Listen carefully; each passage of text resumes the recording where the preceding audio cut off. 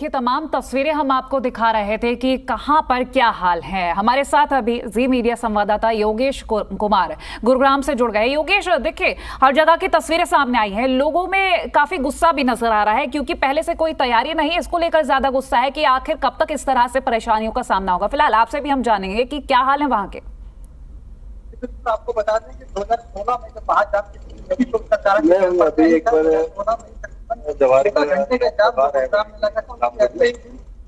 मनोहर लाल चंदे के द्वारा ये देखा कि पानी की निकासी किस तरह से मरम्मत करने के बाद पानी की निकासी आसानी से होता है जाने के बाद हालात वैसे बदलने की कोशिश जरूर करने की वही तस्वीर 10 साल पहले की वही आज 10 साल बाद है।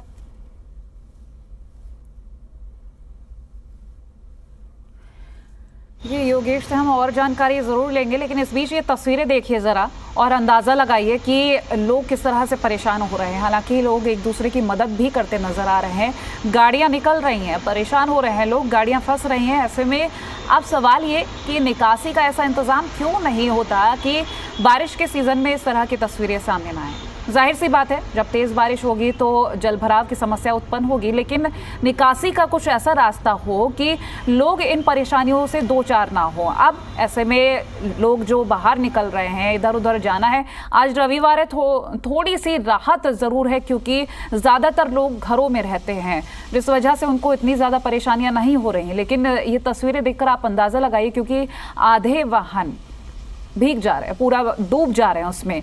और अब कुछ ऐसी जगह भी हैं, जैसे कि कुछ सोसाइटीज़ ऐसी हैं जहां पर पानी भर गया, नाव का सहारा लेना पड़ रहा है। और आपने आपसे कुछ वक्त पहले लोगों को सुना भी कि किस तरह से उनमें गुस्सा भी है कि वो अपने कपड़े ऊपर करके हाथों में स्लीपर्स लेके पानी से बाहर निकल रहे हैं।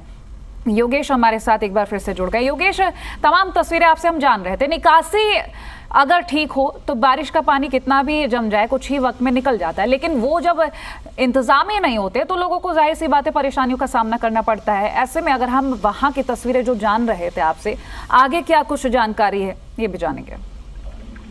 बिल्कुल, आपको बता दें कि जिला प्रशासन ने 114 पॉइंट ऐसे निर्धारित किए गए थे जहाँ पर जलभराव की स्थिति सबसे ज्यादा होती थी और उसके बाद 16 नोडल ऑफिसर की ड्यूटी लगाई गई कि अपने अपने इलाकों में जलभराव न होने दें और इसी के लिए उनको हेल्थ के तौर पर बड़े बड़े जनसेट और पंप दिए गए थे ताकि समय पर पानी की निकासी हो सके। जल ज्यादा बारिश होने के बाद सड़कों पर पानी होना लाजमी हो, लेकिन उसकी निकासी अगर समय से हो जाए तो इस तरह की समस्या नहीं होती। जरूरत ये रही कि आज रविवार का दिन था, ज्यादा ट्रैफिक और लोग सड़कों पर नहीं दिखाई दिए थे, लेकिन बावजूद इसके जो पानी की निकासी है उसका इंतजाम नहीं हो पाया। कुछ लोग मेरे साथ करते हैं, उनसे बातचीत करते हैं फिर किस तरह की समस्या के हर बार गुरुग्राम में जलभराव इस तरह के होते हैं। हर बार जड़ी भरा रहता है यहाँ पे, जब बारिश होती है आधा घंटा भी अगर बारिश हो जाए तो ऐसा लगता है कि बिल्कुल ही पूरी बाढ़ आ गई हो और ऐसा लगता है मानो कि वाटर पार्क निकल रहे हैं। मेरी गाड़ी की 3 बार नंबर प्लेट रह चुकी है, गाड़ी कई बार बंद हो चुकी है। हम तो डरते हैं घर से निकलने से जब भी बारिश होती है। लोगों को खुश होना चाहिए कि बारिश होती है, लेकिन हमें तो डर लगता है। क्या लगता है कौन है इसका लगातार 10 साल से अधिकारी दावा करते हैं? सबसे पहले जो प्रॉब्लम है बिल्डर की है, जिन्होंने कमिटमेंट हमें दी और उसका काम नहीं किया। चलिए, मैं लौटूंगी योगेश, हम लोगों से बातचीत जारी रखेंगे। इस बीच हम तमाम और तस्वीरें भी दर्शकों को दिखा देते हैं। योगेश, कुछ वक्त बाद मैं आपके पास लौटूंगी, और जगहों पर क्या हालात हैं कुछ तस्वीरें और भी दिखाएंगे आपको।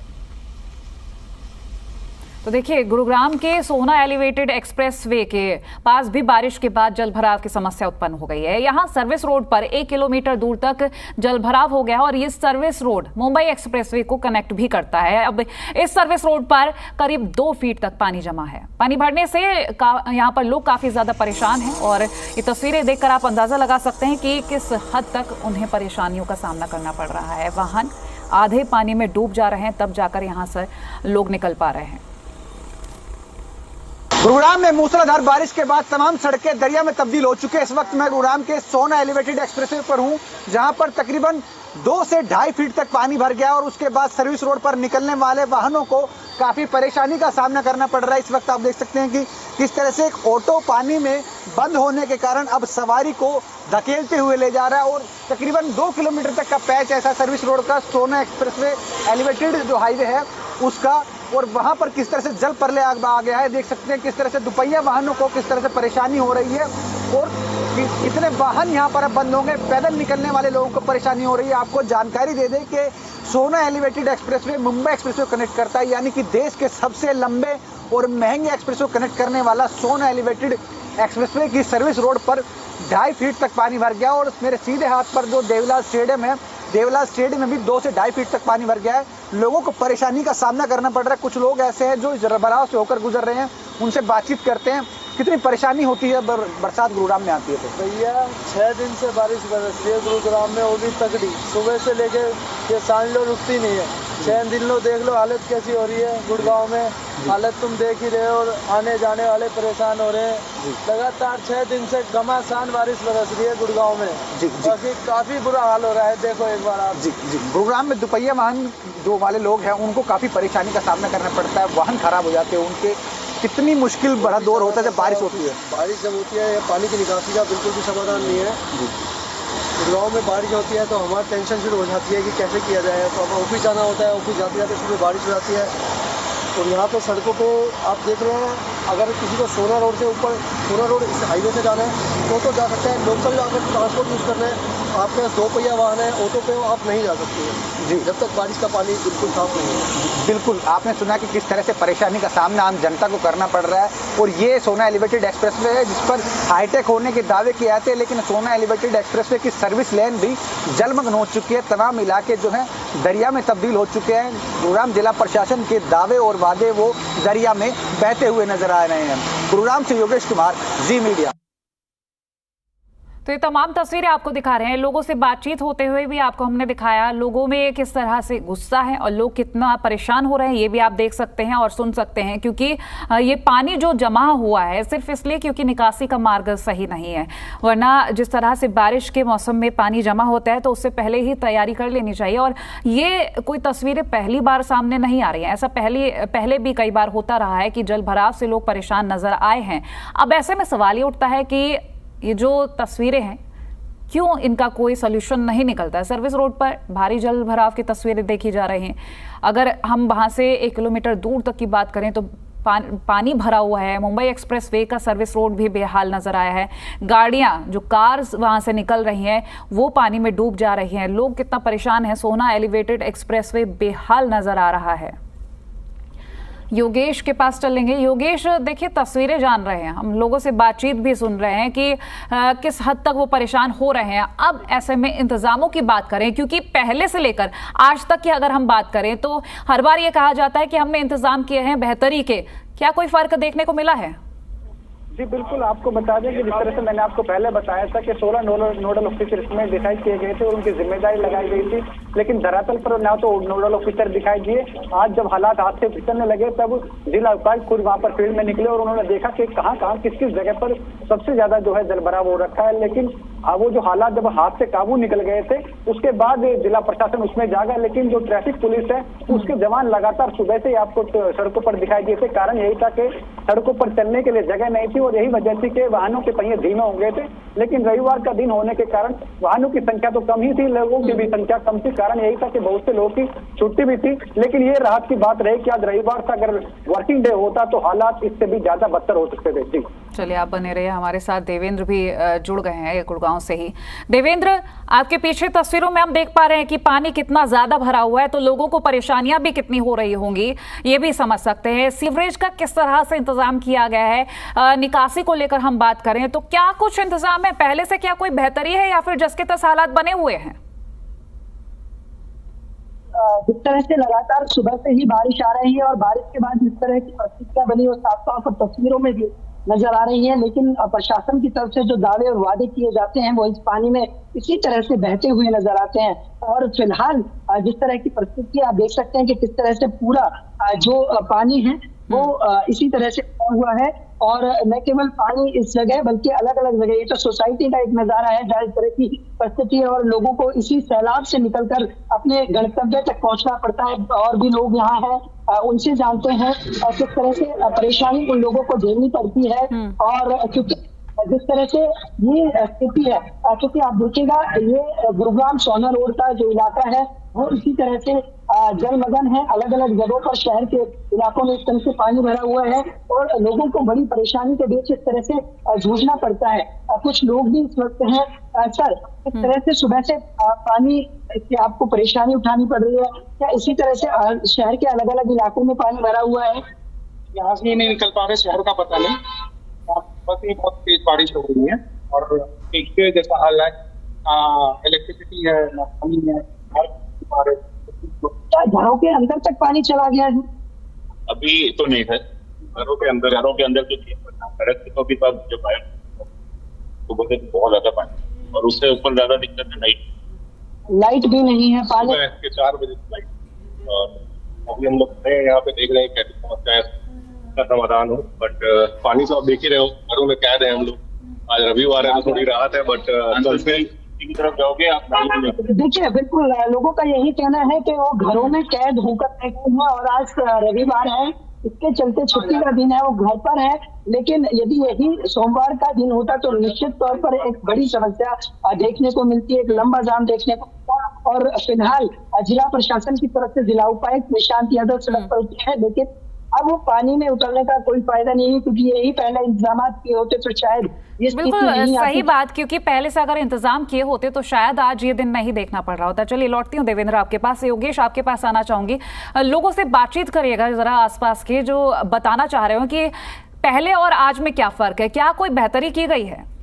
जी बातचीत करते हैं, ये पास में मेरे सब एसएनसी के लोग हैं, उनसे बातचीत करते हैं। क्या लगता है वाटर लॉगिंग में कितना सुधार हो पाया या फिर पहले से बेकार हालात हो चुके हैं? पहले से भी बहुत ज्यादा बदतर हालत है, और मैं तो ये कह रहा हूँ कि पूरे गुड़गांव के अंदर कोई ड्रेनेज सिस्टम है ही नहीं, जिसकी वजह से गाड़ी आज मेरे ख्याल कम से कम लाखों रुपए का नुकसान गाड़ियों में है। तो और लेकिन प्रशासन यहाँ से रेवेन्यू जरूर जा रहा है, पर उसके मुताबिक कार्य कोई कुछ नहीं हो रहा। आज इस एसएनसी की भी हालत यही है, क्योंकि चारों तरफ पानी पानी है। बिजली की दिक्कत यहाँ थी, हमने बार बार कहा कि यहाँ जो अंचल जो रहा है, जिसने टाउनशिप खड़ी की थी, आज वो यहाँ से विदा हो गया। लेकिन उसके बाद हमने बार बार कहा कि ये जो एमसीजी के अंदर ले लिया जाए, अंडरटेकिंग हो जाए तो इसमें बहुत सारे कार्य हो जाए, लेकिन वो भी नहीं हो पा रहा। हमने प्रशासन को, मुख्यमंत्री विंडो पे सब कुछ हम प्रयास कर चुके हैं कि कम से कम, आज हम नगर निगम में भी नहीं है, हम लोग गाँव में भी नहीं है, तो ये एसेंसिया है कहाँ? तो हम ये चाह रहे हैं कि कम से कम ये एमसीजी के अंदर अगर हो जाए तो कम से इसकी एक व्यवस्था सुधार हो जाए। अभी जो कुछ भी कार्य हो रहा है सीनियर सिटीजन और RWA मिल करके हम लोग जितना हम सब प्रयास हो रहा है वो हम कर रहे हैं। लेकिन वो सोना एलिवेटेड एक्सप्रेस है, जो मुंबई एक्सप्रेस है, यानी कि शहर देश के सबसे महंगे एक्सप्रेस को कनेक्ट करता है, वहाँ 3 किलोमीटर लंबा वाटर लॉगिंग हो रखी है। क्या लगता है किसकी लापरवाही है ये?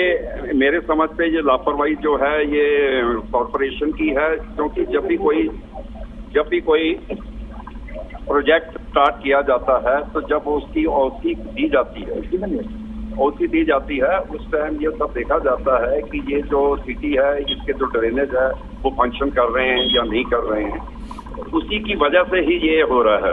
और आज की स्थिति ये है कि अगर हम अंचल एसेंसिया की बात करें, जो कि सोना के साथ है, बिल्कुल सोना हाईवे के बिल्कुल साथ है, इसके अंदर जो यहाँ का एस्टिमेटेड सीवरेज एसटीपी प्लांट की रिक्वायरमेंट है वो 600 KLD की है, जो एसेंसिया के अंदर इस टाइम एग्जिस्ट कर रही है वो 100 KLD की है।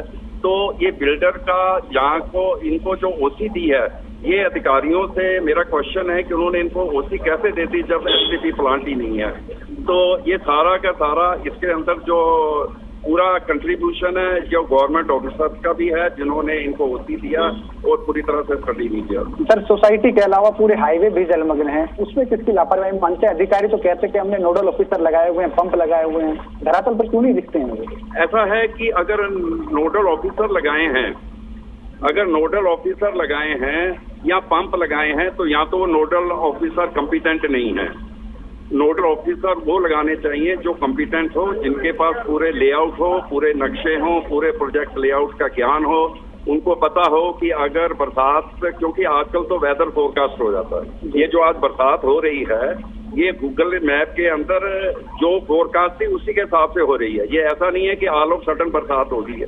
तो उनको जो भी नोडल ऑफिसर है उनकी इतनी दूरदृष्टि होनी चाहिए कि वो एडवांस में प्लानिंग कर लें, सारे ड्रेनेज देखें कि क्लीन है या नहीं है। तो उनकी कोई MIS होनी चाहिए जो विजिबल हो, आम पब्लिक को भी विजिबल हो कि उन्होंने इतने किलोमीटर की ड्रेनेज को चेक कर लिया है। बिल्कुल, जैसे बताया कि नोडल ऑफिसर तो लगाए गए, लेकिन उसको रीचेक जरूर करना चाहिए। जो जिम्मेदारी अधिकारियों की लगाई गई है, क्या वो बखूबी उनके द्वारा निभाई गई है या फिर कागजों तक ही जिम्मेदारी रह गई है। जी ठीक है, मैं लौटती हूँ आपके पास। देवेंद्र के पास चलते हैं। देवेंद्र, देखिए हर जगह समस्या यही आ रही है कि देखिए मौसम के अनुमान को पहले ही जांच लिया जाता है, जान लिया जाता है, ब्रॉडकास्ट हो जाती हैं चीज़ें, लेकिन उसको देखने के बाद भी अगर इंतजाम ना किए जाएं तो ये बड़ा सवाल होता है। जो लोग हैं उनमें संतुष्टि नहीं दिख रही। लोगों का साफ ये भी कहना कि पहले से और ज्यादा हालात बदतर हो चुके हैं। अब मैं ये भी आपसे जानूंगी, जो प्रशासनिक अमला है वो क्या कर रहा है? सवाल यहाँ यही उठता है क्योंकि प्री मानसून जो बारिश आई थी उसके बीच जो जल भराव हुआ था वहां लोगों को एक बड़ी परेशानी उठानी पड़ी थी, और उसके बाद से ये दावे और वादे किए जा रहे थे कि मानसून के दौरान इस बार जल भराव नहीं होगा। बादशाहपुर जो ड्रेन है उसका काम अब तक पूरा नहीं हुआ है, और वही एक कारण है क्योंकि एकमात्र वही नाला है जिससे पानी की निकासी पूरे शहर की होती है, लेकिन अधिकांश जो प्राकृतिक नाले हैं वहाँ या तो कब्जे हैं या वो ब्लॉक हैं, और यही एक बड़ा कारण है कि जो पानी की निकासी है वो नहीं हो पाती, और एक थोड़ी सी बारिश के बाद हालात सैलाब के रूप में निकल कर आते हैं और लोगों को पूरा शहर यूं मानो कि तालाब में तब्दील हो जाता है। और फिलहाल सबसे क्योंकि गुरुग्राम की बात की जाए तो जीएमडीए और नगर निगम की तरफ से इसी तरह से जो जल भराव अलग अलग जगह हो रहा था उनको निकालने के लिए अलग अलग जगह पंप लगाए गए थे, बाकायदा 16 नोडल ऑफिसर्स की तैनाती की गई थी। लेकिन इस बारिश के बाद स्थिति ऐसी हुई कि सभी वादे और दावे इस पानी में धुलते नजर आए, बहते हुए नजर आए। और अब जिस तरह से लगातार अधिकारियों के मीटिंगों का दौर होता है, क्योंकि सबसे बड़ी चीज यही है कि जो धरातल पर जो अधिकारी काम कर रहे हैं, क्योंकि पिछली बार सरकार की तरफ से जिम्मेवारी लगाई थी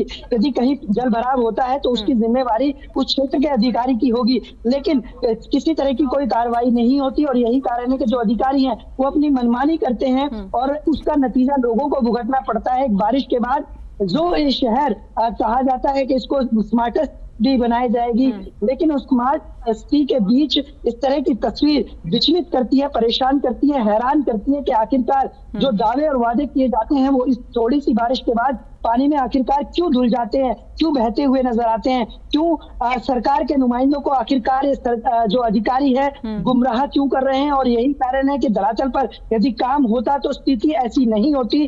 जो शहर सबसे ज्यादा हरियाणा सरकार को रेवेन्यू देता है और वही इस तरह की समस्याओं से जूझे तो सवाल उठता है और बार बार उठता है।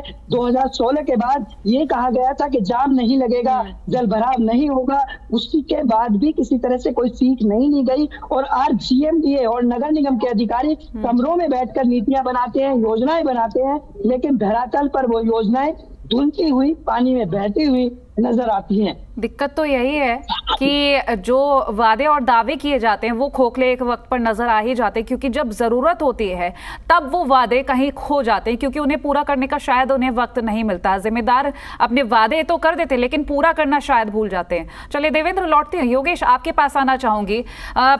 लोगों से हमने सुना ही कि पहले से हालात और भी ज्यादा बदतर हो चुके हैं, लेकिन यहां भी मैं आपसे यही जानूंगी कि जिन अधिकारियों का ये क्षेत्र है उनकी तरफ से क्या कहना, क्योंकि देवेंद्र बता रहे हैं कि पहले दावे किए जाते हैं, वादे किए जाते हैं कि यहां पर इंतजाम किए जाएंगे, लेकिन आज के वक्त में वो लोग नदारद हैं।